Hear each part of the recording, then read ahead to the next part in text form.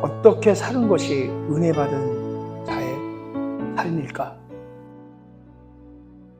늘 그런 고민 아닌 고민을 하고 사는 게 아마도 우리들 아닐까 생각을 해봅니다.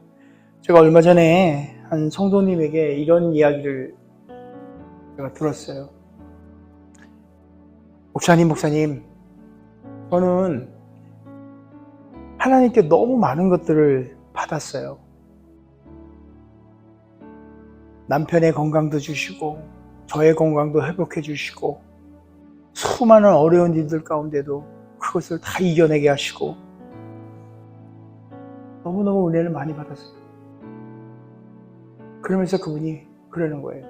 그런데 말이에요, 정작 제 삶은 변한 게 없는 것 같아요. 여전히 똑같은 고민을 어제도 했고 오늘도 하고, 그래서 그냥 똑같은 방식으로 살고 있어요. 이렇게 저에게 얘기하는데 마치 늘 제가 갖고 있는 생각이랑 별반 다를 게 없구나. 목사인 나도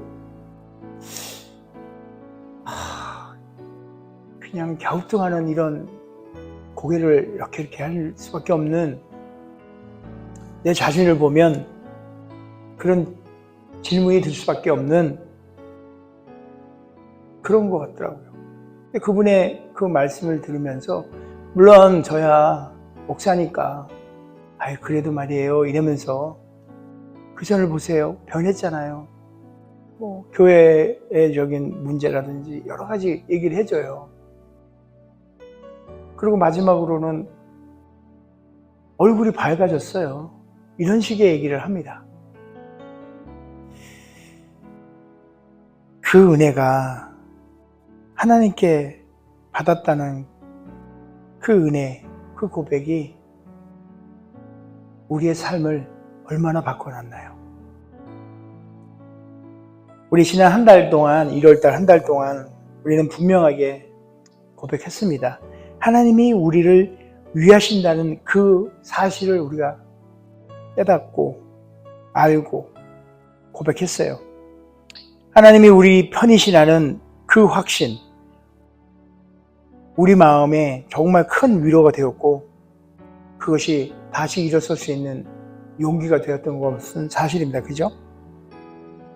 힘들 때 하나님이 나를 위하신다는 이 고백,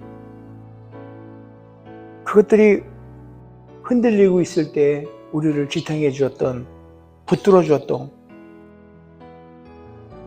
그 확신이었던 것 같아요. 그런데 거기서만 딱 머물고 있으면 우리의 신앙은 그냥 절반의 신앙이 아닌가 생각해 봅니다. 하나님이 우리를 위하신다는 사실은 단지 우리를 그냥 편안하게, 마음 편안하게 하기 위한 말이 아니에요. 그 은혜는 반드시 우리의 삶의 방향이 바뀐다는 뜻이에요. 오늘 우리 안수 집사님이 봉독해 올린 에베소서 2장 8절의 말씀, 사도 바울은 이렇게 말해요. 너희가 그 은혜에 의하여 믿음으로 말미암아 구원을 받았으니, 은혜로 구원받았다잖아요. 이것은 너희에게 난 것이 아니고 하나님의 선물이라. 하나님의 선물. 우리는 정말 이게 잘하는 말씀이에요. 늘 접했던 말씀이에요. 우리의 노력 이런 걸로 구원에 이르지 못한다는 것, 우리의 어떤 특별한 자격으로 선택받지 않았다는 것, 내가 착해서, 내가 순종을 잘해서, 내가 기도를 많이 해서 받은 은혜가 아니라는 것. 전부 그냥 은혜인 거예요. 그냥 은혜. 전부 선물이에요. 하나님의 선물. 하나님이 먼저 우리를 위하셨기 때문에 우리가 여기에 서 있는 거. 그죠? 그 구절을 보세요. 행위에서 난 것이 아니니 이는 누구든지 자랑하지 못하게 하나요. 우리가 자랑할 것이 아무것도 없습니다. 나 교회 오래 다녔어. 자랑할 게 뭐 있나요? 내가 헌금을 참 많이 하지. 자랑할 게 있나요? 내가 봉사를 열심히 했어. 뭐 이런 것, 그런 것들을 통해서 우리가 구원받은 거 아니잖아요. 처음부터 끝까지 하나님의 은혜입니다. 참 우리의 사도 바울은 여기에 끝나지 않아요. 10절 말씀 봐봐요. 우리는 그의 만드신 바라 그리스도 예수 안에서 선한 일을 위하여, 잘 기억하십시오. 예수 안에서, 그리스도 예수 안에서 선한 일을 위하여 만든 바 된 거예요.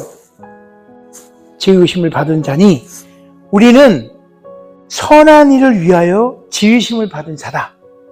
이를 선포하잖아요. 이 일을 하나님이 전에 예비하사 우리로 그 가운데 행하게 하려 하십니다. 요즘 10절의 말씀을 정말 중요해요. 제가 조금 추격한다면 우리는 예수 그리스도 안에서 그가 만드신 선한 일을 이루기 위하여 우리를 그 선한 일을 하는 자로 행하게 하기 위하여 우리를 지었다는 거예요. 저와 여러분. 제가 전에도 말씀드렸고 저의 기도가 그래요. 선한 일을 하는 그런 데에 쓰임받는 사람이 되게 해달라고 주님께 늘 기도합니다.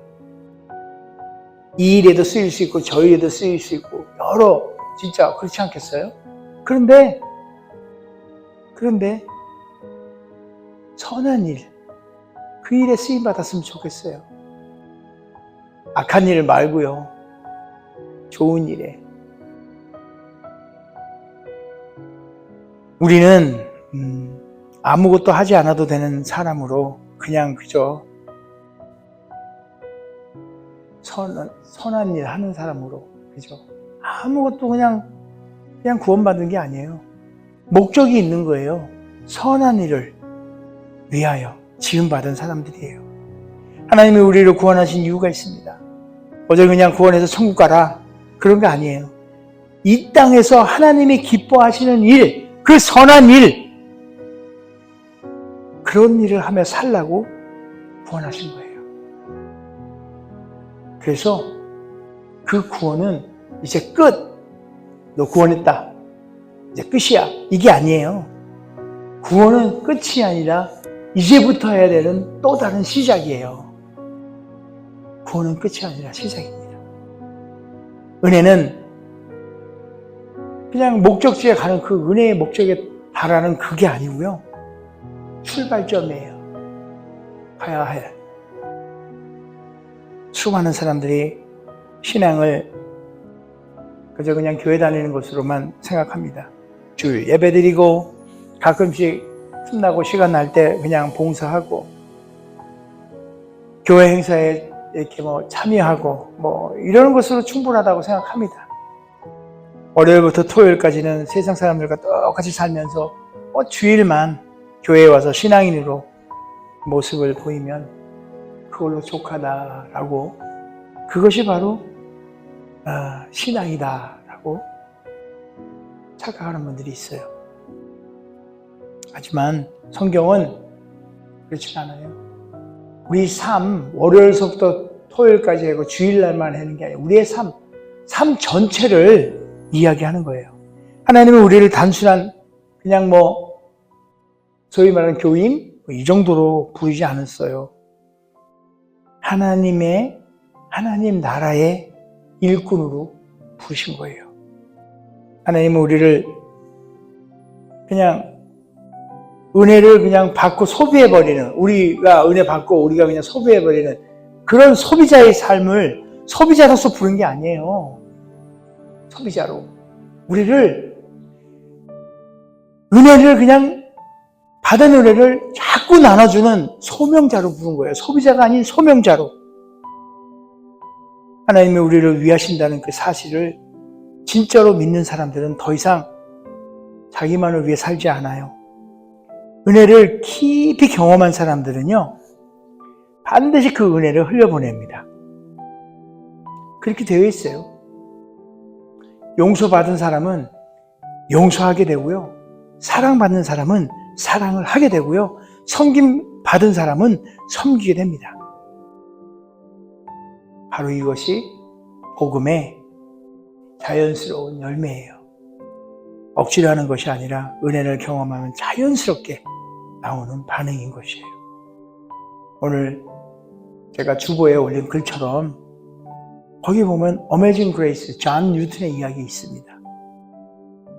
우물가의 여인, 사마리아 여인, 그들처럼 받은 그 은혜가 흘러넘쳐서 그들의 삶이 바뀌는 거예요.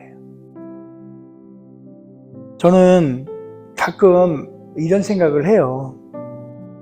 우리가 만약 엄청난 빚을 졌다고 생각해봐요.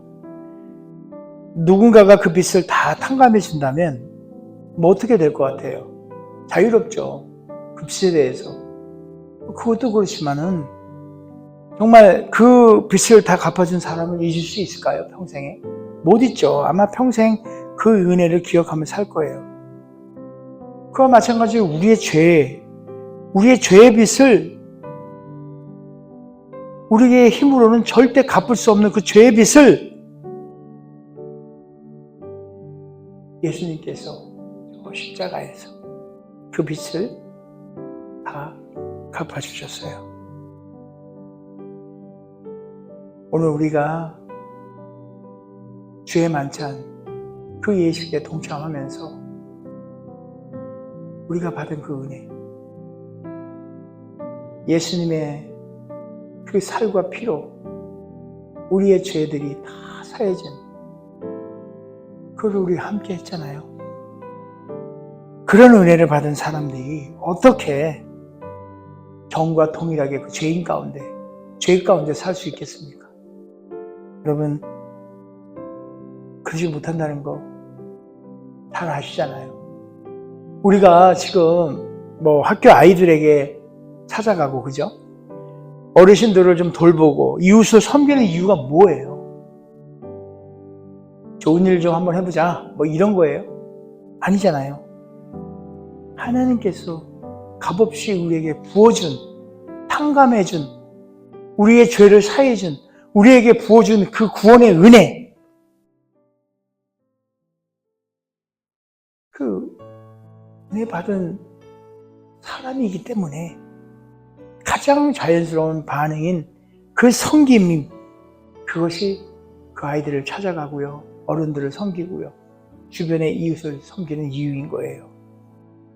우리 교회가 진짜 뭐 몇 명밖에 되지 않는 작은 교회이긴 해요.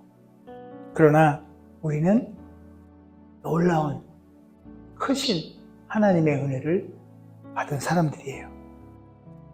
하나님이 우리를 위하셨고 우리를 선한 일을 위하여 지으셨어요. 비록 적은 인원의 작은 교회이긴 하지만 하나님은 우리를 통해 이 롤링 메도우, 이 지역, 아니 이 척박한 시카고 땅에 예수님의 사랑을 전하기를 원하는 거예요. 바로 그 일을 저와 여러분들이 사명으로 맡았으면 좋겠습니다. 2026년 2월입니다. 다시 한번 우리 스스로에게 물어봐요. 나는 은혜를 받은 사람으로 살고 있는가? 은혜 받은 자의 삶을 살고 있는가? 아니면 여전히 나 자신만을 위해 그냥저냥 살아가는 사람인가? 하나님이 나를 위하셨다면 이제 나는 누구를 위해 살아야 하는가? 내가 받은 이 놀라운 은혜를 누구와 나눌 것인가? 이런 질문을 해봅니다. 은혜 받은 사람의 삶은 반드시 달라집니다. 우선 말이 달라지고요. 생각이 또 달라지고요. 그래서 행동이 달라져요. 저 한번 보세요. 요즘 살이 오른 것 같기도 하고 근육이 좀 붙은 것 같기도 하고 그리고 되게 막 얼굴에 광이 나는 듯하고 그러지 않나요? 아는 것 같아요? 그건 여러분들이 저를 질투해서 아닌 것 같이 보이는 거예요. 은혜 받고 사랑이 넘치는 분 같으면 그렇게 보이실 거예요. 농담입니다만 여하튼 말이 달라지고 생각이 달라지고 행동이 달라지는 거예요. 은혜 받은 사람들. 그래서 그 변화들이 그렇게 달라지는 그 변화들이 우리의 가정에서 변화가 되어서 보여지고 영향을 미치고 나아서 또 우리 교회에서도 그 영향을 미치고 점점 그게 커져서 놀링매도 이 지역에 이 시카고랜드 땅, 시카고랜드에서 그리고 언젠가는 아프리카 그 땅에서도 그것들이 드러나기를 소망해 보는 거예요. 하나님이 우리를 위하셨어요. 이제 우리도 누군가를 위해서 살아가야 합니다. 그것이 은혜 받은 사람의 삶이기 때문이에요. 정말로 바로 사람을 살리고 세우고 섬기는 하나님의 사람들이 해야 할 책임이고 의무인 것입니다. 그런 하나님의 사람들이 되자고요. 지금껏 잘해오셨어요. 앞으로도 더 열심히 더 큰 하나님의 은혜 가운데 우리 함께 서로를 격려하며 의지하며 그렇게 하나님의 나라를 이루어가는데 그 선한 일에 쓰임받는 저와 여러분이 되기를 예수님의 이름으로 축원드립니다.